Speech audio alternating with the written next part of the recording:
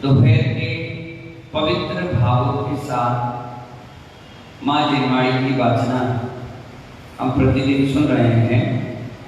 और आज आचार्य भवन कह रहे हैं संकल्प शक्ति कैसी होनी चाहिए। विजेंद्र भाई क्या कह रहे हैं आचार्य भवन? संकल्प शक्ति कैसी होनी चाहिए। हम कहते हैं ना, वाह कितने उपवास कर लेते हैं आप, वाह कितनी जाप कर लेते हैं, वाह कितनी देर आप पूजा कर लेते हैं, वाह क्या गजब का आपकी सोच कर लेते हैं। इसके पीछे का रीजन निकालो तो संकल्प शक्ति है। क्या है?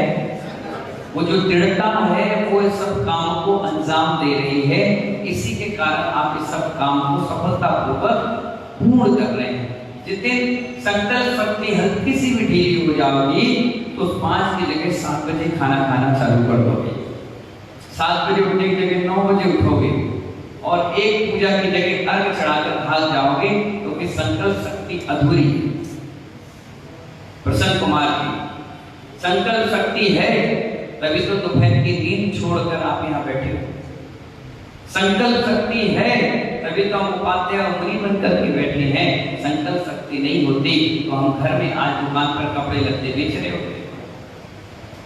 संकल्प शक्ति सबसे महत्वपूर्ण है। जो ठान लिया वो करके दिखाए। वैज्ञानिक के अंदर संकल्प शक्ति है, तभी तो नए नए आविष्कार कर रहा। 3-3 दिन 5-5 दिन भोजन नहीं करता, नहाता नहीं, कपड़े नहीं बदलता, भूत तरह के घूमता रहता है, लेकिन संकल्प शक्ति है तभी वो हर आविष्कार पूर्ण कर लेता है। आचार्य बन जाता है। हे मुनि, किसके लिए संकल्प शक्ति सबसे महत्वपूर्ण? मुनियों के लिए। क्योंकि मुनियों का एक मूल गुण कम हुआ तो उसमें कर्म आश्रम बहुत तेज होता है, और एक मूल गुण का पालन अगर वो अच्छे से करते हैं तो पुण्य का भी आश्रम और कर्म की निर्जरा भी बहुत जल्दी होती है। तो कह रहे हैं आचार्य, हे मुनि, सबसे पहले बाह्य प्रपंचों से हटो। बाह्य के प्रपंच क्या है? अपनी निज आत्मा के अलावा जो सांसारिक विषय भावनाएं हैं उसमें दिन भर उलझे रहोगे, उन उलझनों को दूर करो। शरीर के पापों से हटो, जो शरीर से पाप हो रहे हैं उन पापों से हटो। फिर वचन के पापों से हट जाओ।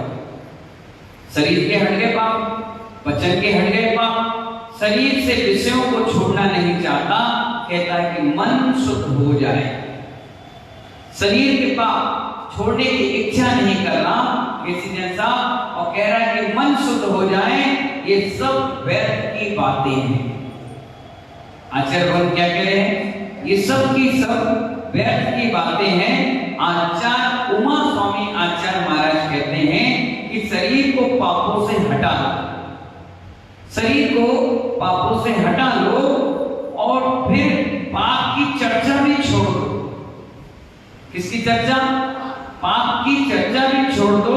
फिर जो मन बार बार पापों की ओर जा रहा है उस मन को मन से बुद्धि पूर्वक समझाओ।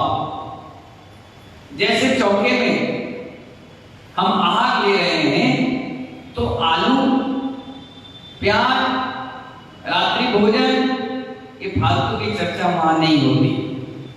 जिसको जो त्याग करना है वो पहले कर दे। क्या कर दे? पहले। जैसे ही सुबह आए, आकर के सिर पर चढ़ाए मुनिराज को, उपाध्याय श्री को, आचार्य को, हे आचार्य श्री, आज आपको आहार देने का मन कर रहा है। आज से हमारा 1 महीने के लिए रात्रि भोजन आलू प्याज का त्याग। गुरुजी क्या कहेंगे? बहुत बढ़िया। अब आप प्रदान करिए, आराम से आहार दीजिए, कोई आलू प्याज की चर्चा ना करें। स्वाभाविक है 24 घंटे इसी चीज में रमे हुए हो। जैसे चौके में जाओगे, सबसे पहले आपने आलू की चर्चा करी, 20 लोग आहार दे रहे होंगे, सारे के सारे मन में क्या आएगा? क्या आएगा बताओ?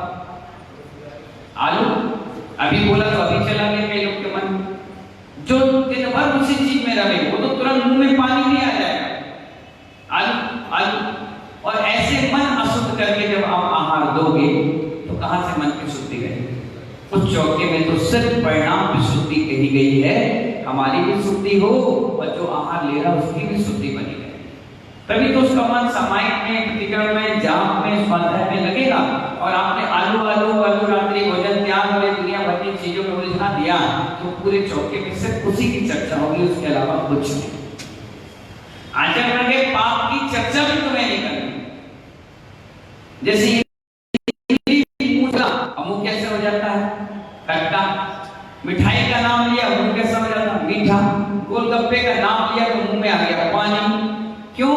क्योंकि उस विषयों में आप रचे पचे हो, इसलिए आपको उससे निकालना बड़ी मुश्किल हो जाता है। इसलिए आचार्य ने कहा कि आपको बिल्कुल भी उस पाप क्रियाओं की चर्चा भी नहीं करना है। क्या नहीं करना है? हाँ, आलू है, प्याज है, इसकी चर्चा नहीं करना है। आराम से शुद्धि बोलिए, आहार कीजिए, आहार के बाद त्याग कर दीजिए। पहले त्याग कर लीजिए, लेट आए हैं तो बाद में, और पहले आए हैं तो सबसे पहले मंदिर में ही त्याग कर दें। जब वो मुद्रिका लेकर जाए तो आपसे मन शुद्धि बोले, तो आपको देख ले तुरंत उनको याद आएगा इस व्यक्ति ने आज ही त्याग किया। वो पूछेंगे, इसलिए आचार्य कहते हैं उस मन को मन से बुद्धि पूर्वक समझाओ। क्या समझाओ? बोले भूख लगी है, अच्छी बात है। जब भोजन कर रहे हो तो भोजन भी उतने अच्छी तरीके से करो जितने अच्छी तरीके से तुम्हें भूख लगी। क्या लगी है? कहने का मतलब है किसी भी काम को करो तो 100% उपस्थिति होना अनिवार्य। कोई भी 70-80% उपस्थिति करके आप कार्य को अंजाम दोगे या पूर्ण करोगे तो फेल हो जाएगा। साइकिल में चला रहे हो पूरा मन लगा कर चलाओ, गाड़ी में चला रहे हो तो ढंग से चलाओ। अगर आपको भूख लगी है, आचार्य कहते हैं, और आपने बेमन भोजन किया तो स्वादिष्ट भोजन भी नीरस लगेगा। क्या लगेगा? नीरस। और भूख के अनुसार आपने भोजन किया तो बासी भोजन भी सरस लगेगा। लॉकडाउन में जब बाजार में चीजें नहीं थी, व्यवस्थाएं नहीं थी, तो घर के चने स्वादिष्ट लगते थे, घर की मुर्गा बड़ी प्यारी लगती थी, घर के बने हुए सामग्री मुंह में पानी आ जाता था। मम्मी क्या बना रही, पापा क्या बना रहे, बहन जी क्या बना रही, क्या क्या चीज लोग बनाते और खाते थे और खुश हो जाते थे, वाह कितना अच्छा लग रहा है घर में भोजन करने के बाद। क्यों? क्योंकि आपकी भूख के अनुसार आप भोजन कर रहे हैं। अब भूख के अनुसार भोजन नहीं करोगे तो अच्छा pizza, burger, momos, chow mein, burger, ना जाने कितनी सारी चीजें, भूख नहीं है तो आधा खाओगे और आधा बगराओगे, फेंकोगे, वेस्टेज करोगे। अब भूख है तो चाट की थाली को गोरी कर दोगे। तो आचार्य यही तो कह रहे हैं, भूख से भोजन करोगे भोजन में स्वाद आएगा, अच्छा लगेगा। यदि भोजन के समय किसी काम की चिंता में लगी है तो पेट तो भर जाएगा लेकिन इच्छा की पूर्ति नहीं हो पाएगी। इसलिए आचार्य कहते हैं ऐसे कुछ जीव धर्म की बातें तो करते हैं पर उपयोग कहीं और होता है। दिन में दिन और बरस के बरस बीत गए, 12 बरस बीत गए, काली पत्नी की याद आती रही पुष्टान मुनिराज को। दिन के दिन बीत गए और बरस के बरस बीत गए, किसकी याद आती रही? काली गलती एक काम से काणी, कौन? पत्नी। बार बार जिस किसी की पत्नी, बच्चे, परिवार को देखें तो अपना परिवार याद आए। क्यों? क्योंकि उनको भूख नहीं थी, बिना भूख के भोजन था तो नीरस था, और जब भूख के भोजन करा वही पुष्टाल क्या हो गए? निर्वाण की प्राप्ति कर गए। अभी तक भावलिंगी थे, द्रव्यलिंगी, और जब अपने आप में उतर गए तो क्या बन गए? भावलिंगी। क्या बन गए? इसलिए तो आचार्य बन गए मन से मन को नहीं मार पाए, मन से मन को नहीं मार पाए। यदि अपने मन पूर्वक मन को जीतने का विचार कर लिया है तो तुम्हारे मन को कोई चलायमान नहीं कर पाए। अपनी खुद की कंपनी होगी, अपने खुद के प्रोडक्ट होंगे, तो अगर कोई व्यक्ति कहेगा कि नहीं भैया आपके प्रोडक्ट में ये चीज मिली हुई है, हमें स्वाद आ रहा है, हमने डाली नहीं तो कहां से आएगा? ये हमारे का माल ही नहीं है, कैसे आपने कह दिया?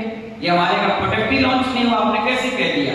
तो आपके अंदर विश्वास है ना, मन एकाग्र है, मन को मन के पूर्वक आपने समझाया है, इसलिए कोई भी आपको चलायमान नहीं कर सकता। अगर आपने बनाई नहीं ये चीज, कोई भी कहेगा तो क्या कहोगे? हो सकता आ गया हो सकता डल गया हो। क्यों? क्योंकि वो प्रोडक्ट आपने लॉन्च ही नहीं किया। इसलिए तो आचार्य कहते हैं यदि आपने मन पूर्वक मन को जीतने का विचार कर लिया है तो तुम्हारे मन को कोई चलायमान नहीं कर सकता। शास्त्र की भाषा में संकल्प शक्ति है, रस्सी टूट सकती है, रस्सी टूट सकती है, सांगलें टूट जाएंगी, टूटी हैं, लेकिन संकल्प शक्ति नहीं टूटी। क्या नहीं टूटी? संकल्प शक्ति नहीं टूटी। आचार्य समंतभट्ट स्वामी ने कहा प्रभु मैं आपके नमस्कार करूंगा। कौन से आचार्य महाराज कह रहे? समंत देव स्वामी महाराज कह रहे हे भगवान मैं आपको नमस्कार करूंगा, ये मेरा संकल्प है, मैं आपको नमस्कार करूंगा, ये मेरा संकल्प है। सांकलें टूट गई और चंदा प्रकट हो। उसमें पत्थर को नमस्कार नहीं किया, किसको किया? भगवान को। संकल्प था, तलवारें टंगी थी गले में, पूरा राज दरबार था, कह रहे हैं इस पत्थर को नमस्कार करो। राजा भी जिद था, करना पड़ेगा, करो। उन्होंने कहा ठीक है, वैसे तो करूंगा नहीं इस पत्थर को, लेकिन मेरा संकल्प है। और जैसे ही उन्होंने संकल्प मन में लिया कि मैं भगवान चंदा प्रभु को नमस्कार कर रहा हूं, और जैसे ही झुके उनका नमस्कार पत्थर नहीं झेल पाया, पत्थर फट गया, शक्लें टूट गई और कौन प्रकट हो गए? क्या गजब का ताकत रही होगी उनके नमस्कार में। और नमस्कार करने से पहले राजा को चैलेंज किया उन्होंने, सुनो राजा इस पत्थर को बेड़ियों से जकड़ लो। क्या कहा उन्होंने?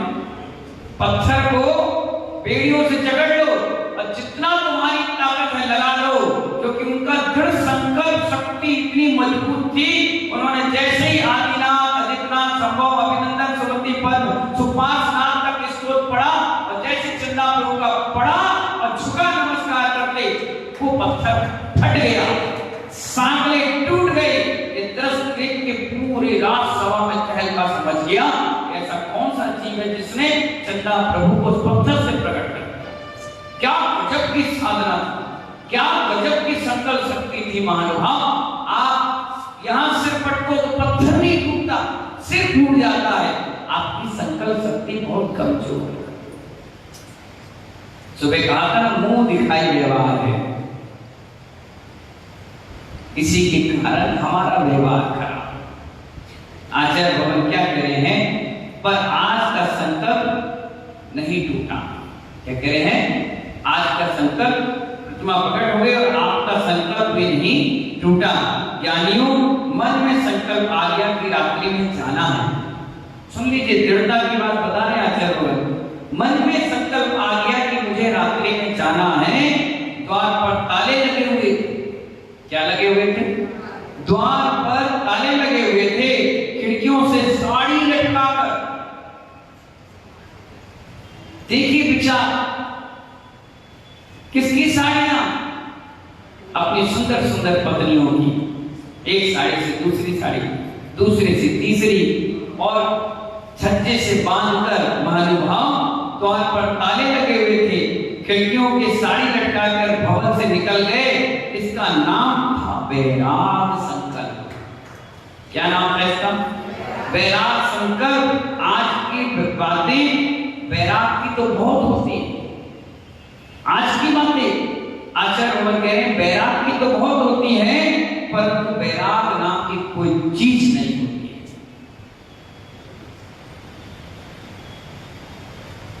कई बार मैं कहता हूं, जब दीक्षा होती है, पाटे पर जब बैठाया जाता है स्वस्तिक बनाकर और साधक की आंखें बंद होती है, उस समय की जो परम विशुद्धि होती है वो अंत समय तक वापस लौट कर नहीं आती। उस समय साधक इतनी प्यारी प्यारी बातें विचार बना लेता है क्यों? क्योंकि 5वें गुरु स्थान से वो सीधे 6वें और 7वें में पहुंच रहा है। किसमें पहुंच रहा है? कुछ तो ऐसे भी हैं जो चौथे गुरु स्थान रखती हैं, कोई पहले गुरु स्थान रखती है। अब उस मंच पर खड़ा और उस समय की भाषा, उस समय का चिंतन, उस समय का विचार ऐसे वैराग्य भरा हुआ होता है जैसे रसगुल्ला, बिल्कुल अंदर भी और बाहर भी लुबलुबा, अंदर भी कठान नहीं, बाहर भी कोई दिक्कत और परेशानी नहीं, सीधे बढ़िया गोलगप्पे की तरह मस्त बिल्कुल, और ऐसे खुला हुआ मिश्री की तरह वो वैराग्य लगा रहता है। और जैसे आचार्य महाराज ने संस्कार किए और पीछे कमंडल मिला, अब वो विचार और विशुद्धि महानुभाव पूरे अंत समय तक बरकरार नहीं रहे, उसको बनाया रखना जाता है। धीरे धीरे धीरे धीरे बढ़ी, फिर कम हुई, फिर बढ़ी, फिर कम हुई, फिर बढ़ी, फिर कम हुई। अंत के समय में आचार्य उस साधक को याद दिलाते, याद कर वो दीक्षा का समय। साधक, हाँ क्या परिणाम थे तुम्हारे? फोटो खिंचाने के, वीडियो में आने के, नाम ख्याति बचना विधान, या कहीं रोड पर रैली, आयोजन, अनुष्ठान, अनशन, कोई विचार थे? नहीं। क्या था? बोलो। बोले मेरी आत्मा का कल्याण, बस यही विचार ना तुम्हें काम आएंगे, बाकी बीच के तो सिर्फ भटकाएंगे। तो आचार्य लोग यही कह रहे हैं कि वैराग नाम की कोई वस्तु नहीं है। राग की महिमा देखो, तुलसीदास जी के बारे में आता है कि ससुराल के भवन में खिड़की पर सांप लटक रहा था। क्या लटक रहा था? अब पत्नी के प्रति इतना जबरदस्त राग, इतना जबरदस्त राग कि खिड़की के ऊपर सांप लटक रहा था, उसे रस्सी समझकर पत्नी के पास मिलने पहुंचे। अभी दिख जाए सांप तो आधे लोग भाग खड़े हो, लेकिन राग की आंख इतनी पावरफुल हो जाती है कि सांप भी नहीं दिखा, उसी को पकड़कर सीधे चढ़ बैठे, उतर गए और उसी को रस्सी समझकर पत्नी से मिलने पहुंच गए। वासना का राग मृत्यु भी नहीं देख रहा, वासना का राग मृत्यु भी नहीं देख रहा कि सांप है काट लेगा, मुर्दा है पानी में डूब जाएंगे, कुछ नहीं देख रहे। क्या दिख रहा है उनको? सिर्फ पत्नी दिख रही, पत्नी। और कितना लोग अपवाद होगा, कितनी निंदा होगी, उससे कुछ नहीं दिख रहा।